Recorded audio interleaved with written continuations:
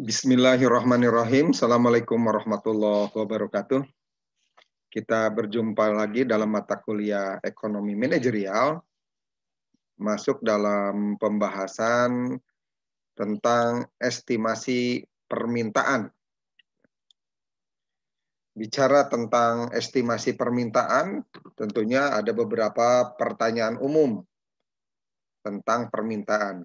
Pertama, seberapa besar penerimaan perusahaan akan berubah setelah adanya peningkatan harga?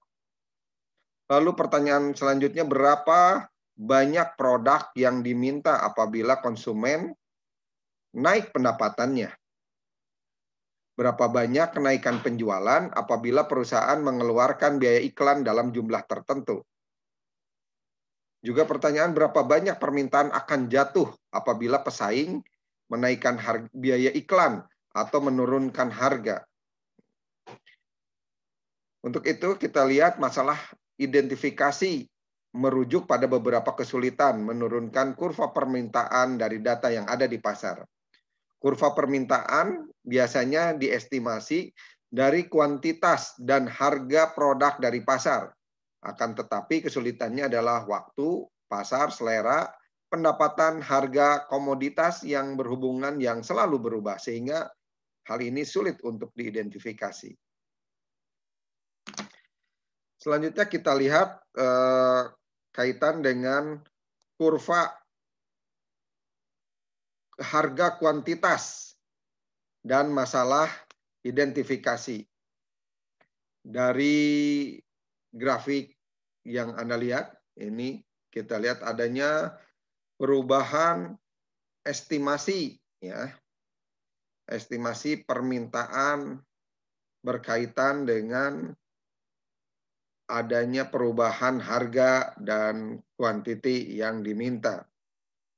Nah, di saat harga di posisi P4, ya, estimasinya untuk kuantiti ini karena titik equilibrium antara supply 4 dan demand 4 ini pada posisi 1. Nah, ini pada harga P4, maka kuantiti yang diminta adalah I1. Begitu juga selanjutnya.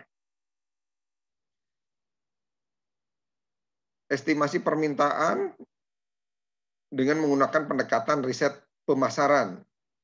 Dipahami bahwa survei konsumen ini melakukan atau mensurvei konsumen bagaimana reaksi terhadap yang diminta jika harga, pendapatan, dan lain-lain menggunakan kuesioner. Ya, jika ada perubahan harga dan jika ada perubahan pendapatan, bagaimana reaksi terhadap jumlah yang diminta. Ini dilakukan pada konsumen dengan menggunakan kuesioner. Dalam penelitian observasi, dilakukan pengumpulan informasi tentang preferensi konsumen dengan mengamati bagaimana mereka membeli dan menggunakan produk yang ada. Lalu dengan pendekatan klinik konsumen, dilakukan eksperimen laboratorium di mana partisipan diberi sejumlah uang tertentu dan diminta membelanjakannya dalam satu toko simulasi dan mengamati bagaimana reaksi mereka jika terjadi perubahan harga atau perubahan pendapatan atau juga perubahan selera. Riset selanjutnya dengan eksperimen pasar, mirip dengan klinik konsumen, tetapi dilaksanakan pada pasar sesungguhnya. Kalau tadi klinik konsumen di toko yang dibuat simulasinya. Selanjutnya kita lihat pengenalan terhadap analisis regresi. Ini sudah Anda pelajari di statistik, ya. Ketika X didefinisikan sebagai iklan dan Y-nya adalah penjualan sebagai variabel dependen, dengan menggunakan scatter diagram kita lihat posisi ordinat. Di tahun pertama X dan Y, X-nya 10, Y-nya 44. Ordinat paling bawah, ya. Ya, lalu juga paling bawah yang kedua ya.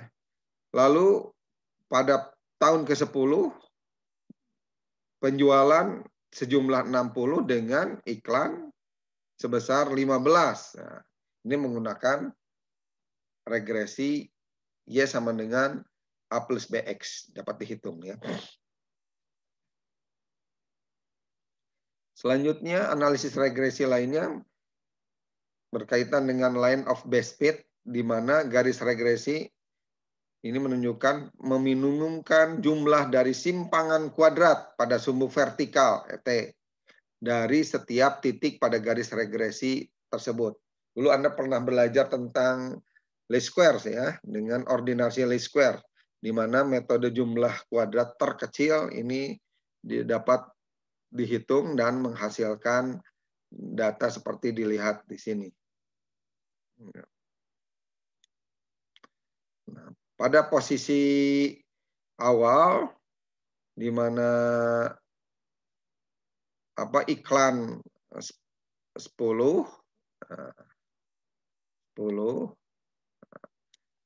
dengan penjualan sekitar ya ini 44, maka estimasi permintaannya adalah di sini ya. Oke, begitu juga selanjutnya.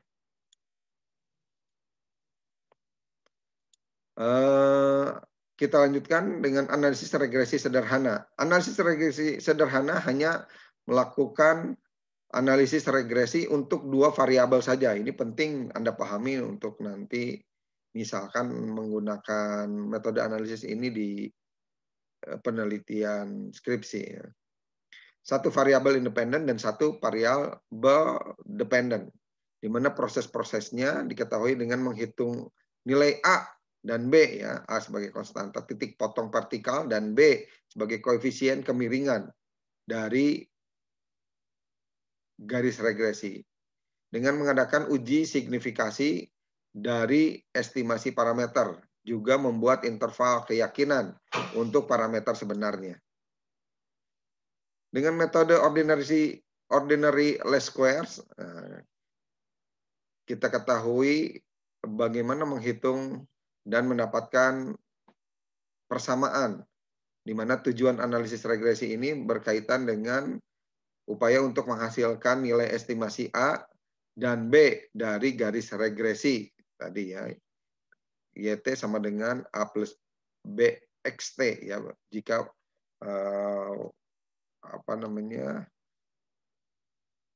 ingin mengetahui persamaan regresi. Di dalamnya Y sama dengan estimasi penjualan tahun ke T. Ya. Tahun misalkan tahun tadi dari tahun-tahun yang ada tahun ke-1 sampai tahun ke-10. Dan XT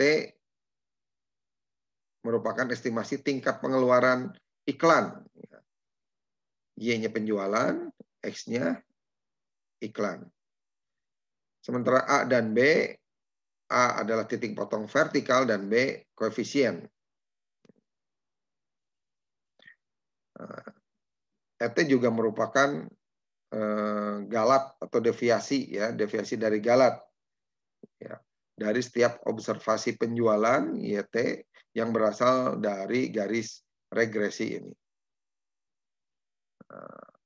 Untuk mengetahui A dan B, nilai estimasi A dan B didapatkan dari meminimumkan jumlah simpangan kuadrat. Di mana B ini diketahui merupakan pembagian dari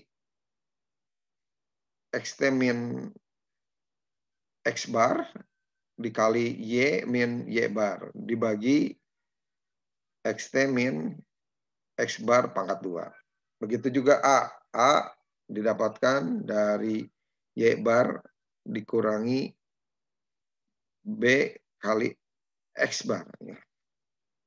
Nah, dengan melihat contoh estimasi dan menggunakan ordinary least square, ya, kita lihat perhitungannya, di mana di saat di tahun pertama misalkan 1 X-nya atau iklannya 10, penjualannya 44. Nah, X dikurangi X bar. Nah, X barnya itu apa? Rata-rata kan, rata-rata X. Nah, rata-rata X berapa? Yang ada, lihat di X-nya ketika dihitung adalah 12 ya. X bar. Sehingga X dikurangi X bar sama dengan min 2. Y dikurangi, kan ini X barnya berarti 120, tadi X bar. Dibagi 10, jadi berapa? X barnya 12. 10 dikurangi 12, min 2. Begitu juga soalnya 11 dikurangi 4. 11 dikurangi 42, dikurangi 12, min 1. Nah, ini 14 dikurangi 12, jadi 2. Nah, ini X bar. Kalau ini Y dikurangi Y bar. Y-nya berapa? Y-nya adalah tadi Y rata-rata dari keseluruhan. Kalau ini dijumlahkan. Ketika Y 44, tadi Y-nya adalah Y rata-ratanya 50 ya. 50. Jadi 44, Y rata-rata 50. Y jadi min 6 ya.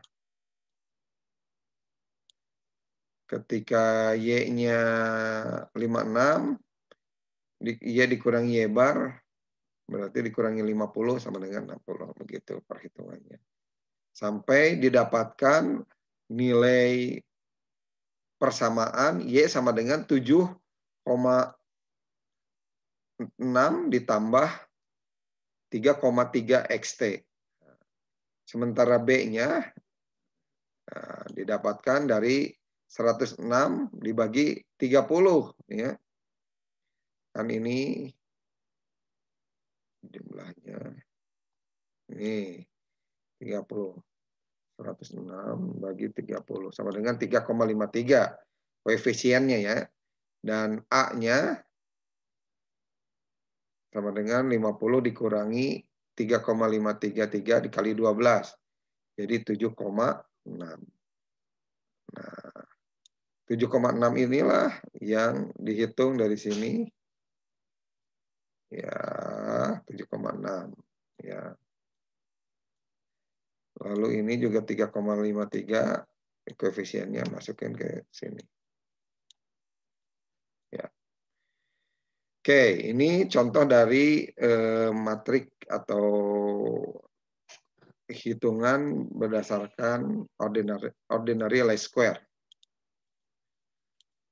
Selanjutnya berkaitan dengan uji signifikasi estimasi parameter, di mana kita akan ketahui standar error yang ada untuk menguji hipotesis bahwa B adalah signifikan secara statistik, bahwa iklan mempengaruhi penjualan secara positif, perlu diuji signifikasi. Langkah pertama mengetahui galat bakunya, yaitu S ya. Ya, S merupakan akar dari pembagian E kuadrat dibagi N min K kali sigma X min X bar kuadrat. Ya. N-nya adalah jumlah observasi banyaknya, lalu K-nya jumlah variabel, dan derajat kebebasannya diketahui dari jumlah observasi dikurangi banyak variabel. Nanti dilihat di tabel pada posisi defisi berapa, misalkan 5% ataupun 0,25% ataupun 10%. Ya. Contohnya estimasi uji signifikasi estimasi parameter tahun pertama sama tadi ya cara berhitungnya. Ketika tahun pertama sampai tahun ke-10 masukkan angka di mana nilai yang akhir bisa didapat berkaitan dengan standar error adalah 0,5 0,52 ini ya. 0,52 ini standar errornya. Dari mana menghitungnya? Ya, dengan memastikan poin-poin tadi. Ini jumlah E-nya, lalu juga diketahui dengan nilai X min X bar pangkat 2, 30. Masukkan ke perhitungan ini, sehingga diketahui bahwa standar errornya 0,52. Selanjutnya kita lihat uji T untuk signifikasi, di mana T merupakan pembagian dari B bagi standar error ya. 3,53 tadi dibagi 0,52 ya, 0,52 ya. B-nya kan 0, tadi 53, 3,53, 3,533. Sehingga B itu T itu sama dengan T hitungnya 6,79. Sementara derajat bebasnya N misalkan tadi jumlah datanya 10 dikurangi 2 karena variabelnya 2 X dan Y, jadi 8 derajat bebasnya. Dengan critical value 5%, T tabel sama dengan 2,3, sehingga didapat bahwa T hitung ya, ini T hitung 6,79 lebih besar dari T tabel. Ini yang disebut signifikan untuk T hitung.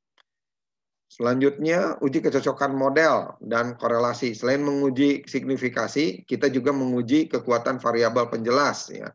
Ini dalam menghitung koefisien determinasi R kuadrat. Koefisien determinasi dinyatakan dengan proporsi dari variasi total dari variabel terikat yang bisa dijelaskan dengan variabel-variabel bebas. Ya.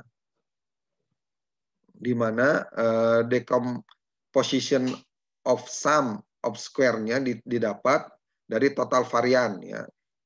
Total varian yang diterangkan dan tidak diterangkan atau error variabel.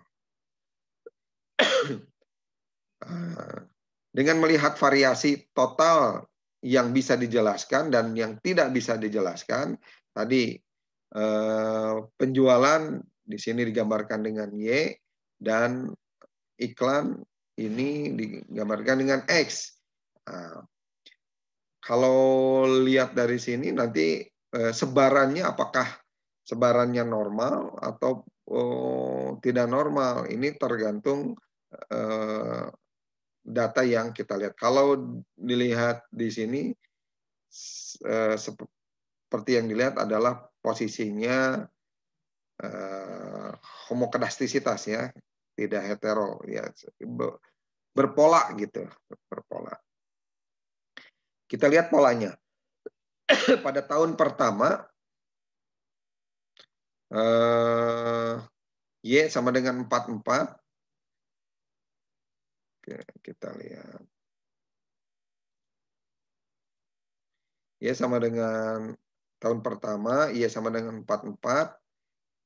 Y min Y barnya min 6. Ini didapat dari mana? Karena Y barnya ini ya, nilainya 50 ya. 44 dikurangi 50 min 6. Lalu persamaan ini dikuadratkan. Jadi min 6 pangkat 2, 36. Ya. Sementara Y-nya 42,9. Nah, ini estimasi, berarti estimasi penjualan sama dengan 42,9. Ketika estimasi penjualan 42,9, nah Y min Y barnya berarti tadi Y barnya kan 50 dikurangi 50 berarti min 7,1 ya. Sehingga Y min Y bar kuadrat 50,41 dan YT min Y kuadrat sama dengan 1,21 ya. Di mana ini didapatkan ya tinggal dikurangi saja. Ketika ini dipangkatkan min 7,1 pangkat 50. Nah, sekarang YT-nya 44 dikurangi Y yang di sini 42,9 ya, lalu dipangkatkan ya. Nah, ini ya topi ini. Hasilnya 1,21. Begitu juga selanjutnya. Sehingga kalau dibuat penjumlahan sigmanya dari Y min Y topi pangkat 2 sama dengan 65,483.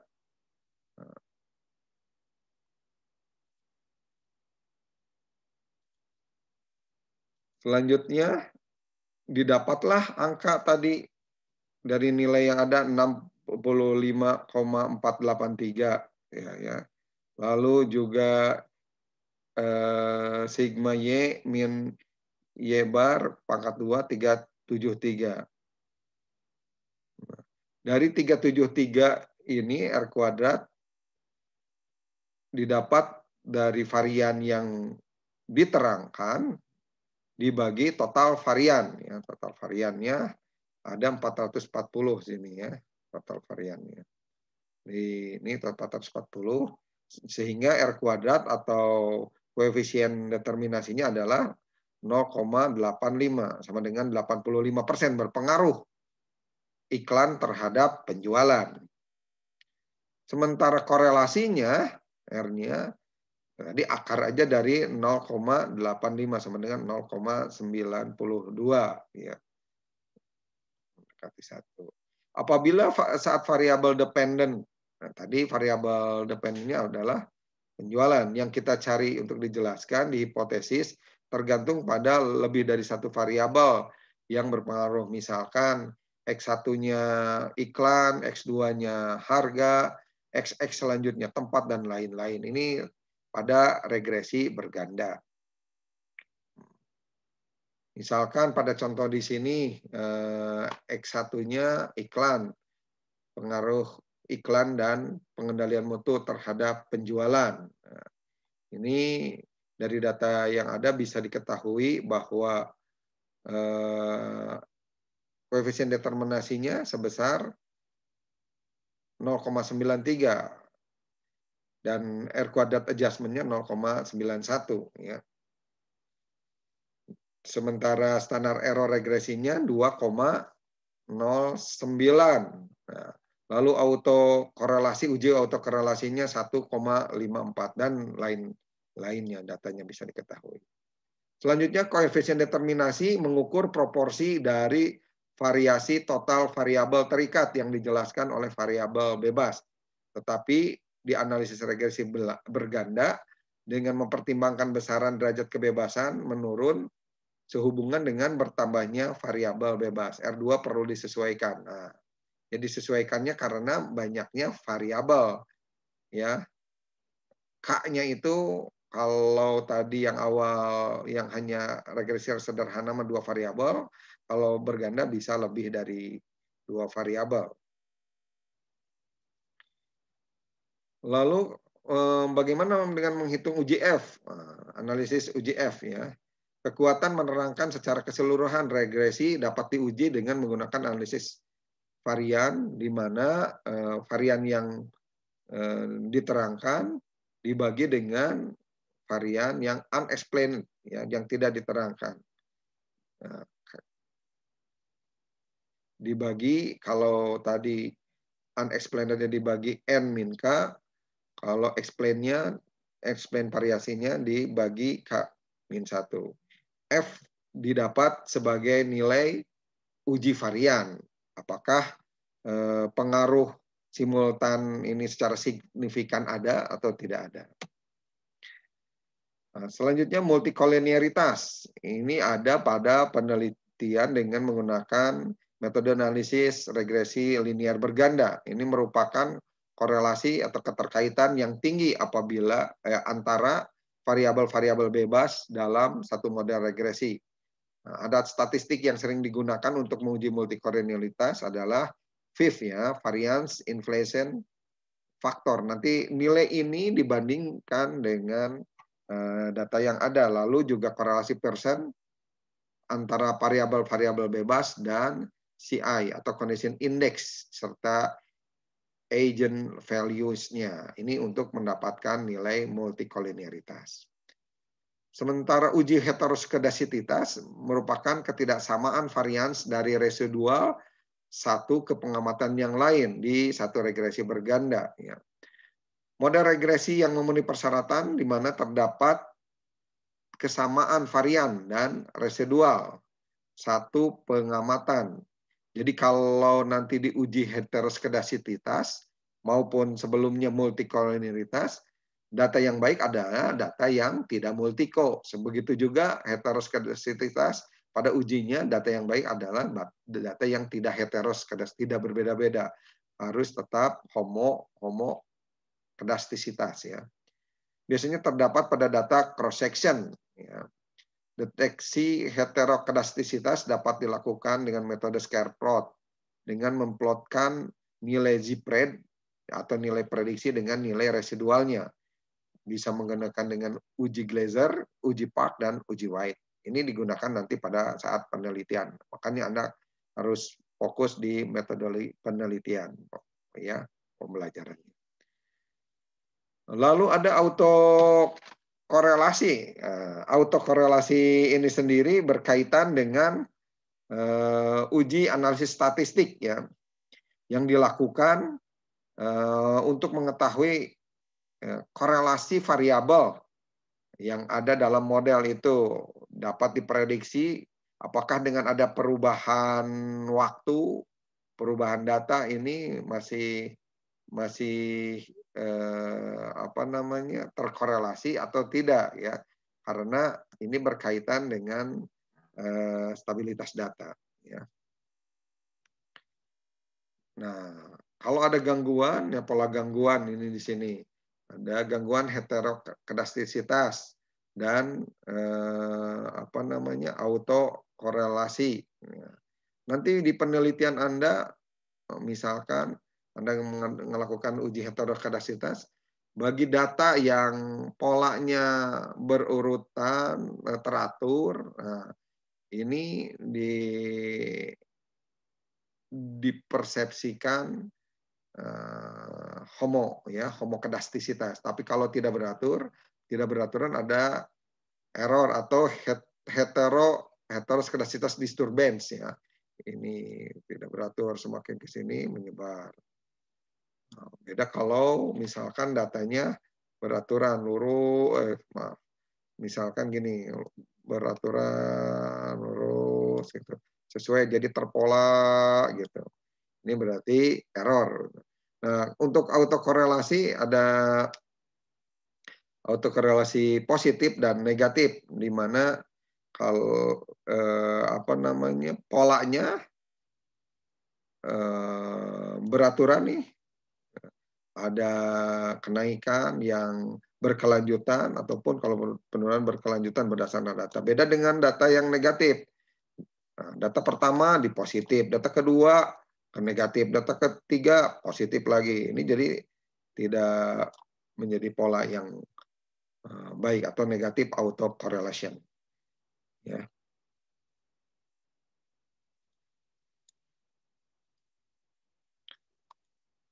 Selanjutnya langkah-langkah estimasi permintaan dengan regresi. Ya, spesifikasi model dengan cara mengidentifikasi variabel-variabel, misalkan key atau KD, ya, quantity of demand, barang yang dibutuhkan merupakan fungsi dari harga, dari pendapatan, dari tempat ataupun dari pajak ataupun hal-hal lain ya. Apakah permintaan itu dipengaruhi oleh hal-hal seperti ini, investasi ya. Lalu yang selanjutnya pengumpulan data, ini yang langkah yang dilakukan dalam mengestimasi permintaan dengan regresi. Yang ketiga, spesifikasi bentuk persamaan permintaan. Kalau yang linear, QD sama dengan A min A1 PX dan selanjutnya misalkan A2I. Kalau yang pangkat QD sama dengan A kali PX pangkat B dan PY pangkat C.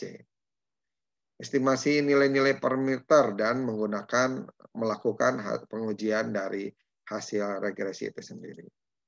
Demikian pembahasan kali ini tentang estimasi permintaan. Mudah-mudahan bermanfaat. Assalamualaikum warahmatullahi wabarakatuh.